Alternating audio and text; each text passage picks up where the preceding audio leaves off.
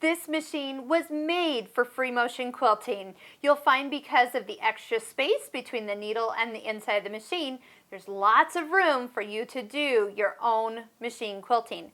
Start by selecting a straight stitch. Doesn't matter what the length is because you're going to also lower the feed dogs on the side of the machine. This foot we have on is foot number 9. It is an optional darning foot by its name.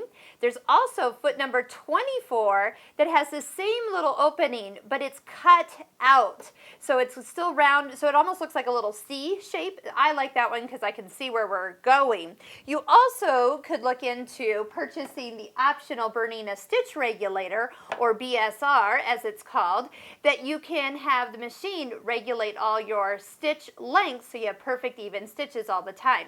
But I'm going to show you how we do this on just the manual way, the old-fashioned way you might say. Start by going ahead and holding onto your threads. If you care to lower down the foot and bring up your bobbin thread, touch your needle up and needle down button 2 times and then bring your foot up.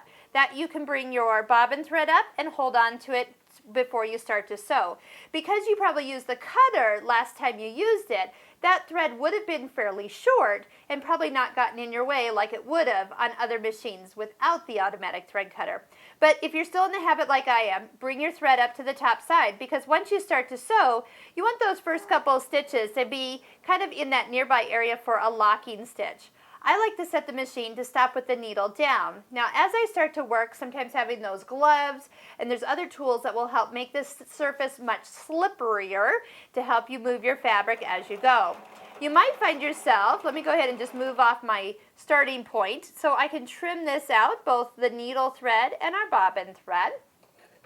You might find using your speed control can help slow things down or put you at kind of a cruise control. So then that way, as you step on the foot control at its fastest, your hands and the speed of the needle could start to get together and keep the stitches at the same length. As soon as you stop, the machine will stop with the needle in the down position. So you can pivot, move your project around. You're also going to find that if you sew really fast and don't move your hands, you're going to get lots of little stitches, and that's not going to look good.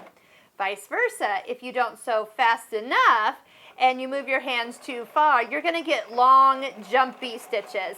Stitches that are probably going to be angled and not look very smooth. So you're working for a happy medium.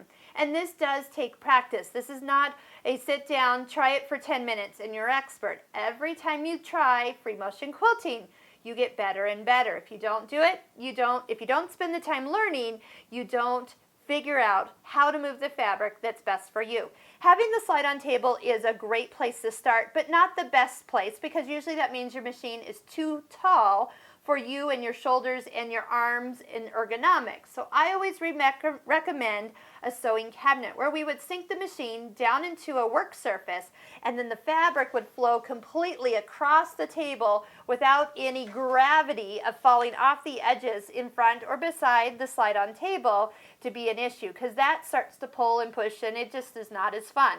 You're going to work harder than you need to. So as you work with this, remember the stitch length on the screen does not matter because the feed dogs are down, and you're just working to get a nice even stitching as you go. I tend to find like a nice medium speed is a nice easy one for me to work with, and then I can start to create my own patterns.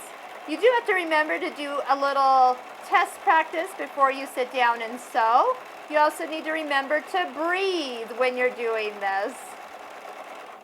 And then when you're done, take a few stitches in the area what you want to do, you end it in for some locking stitches, and then use your automatic thread cutter to pull the threads to the back and cut them off.